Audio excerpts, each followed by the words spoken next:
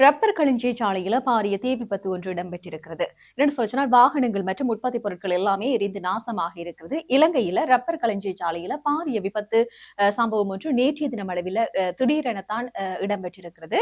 இந்த தீப்பரவல் களஞ்சிய சாலையில வைக்கப்பட்டிருந்த பெருமளவிலான ரப்பர் உற்பத்தி பொருட்கள் மற்றும் நிறைய சொத்துக்களுக்கு பாரிய சேதத்தை ஏற்படுத்தி இருப்பதாக சொல்லப்பட்டிருக்கிறது. அது மட்டுமில்ல, இந்த தீ விபத்தினால களஞ்சிய சாலையில் இருந்த ரப்பர் பொருட்கள் முழுமையாக சேதமடைந்திருக்கிறது. அது மட்டுமில்ல, களஞ்சிய சாலைக்கு அருகில நிறுத்தி வைக்கப்பட்டிருந்த ஒரு முச்சக்கர வண்டி, அதை விட 2 மோட்டார் சைக்கிள்கள் ஆகியனவும் இந்த தீயில கருகி முற்றாக நாசமாக இருப்பதாக சொல்லப்பட்டிருக்கிறது.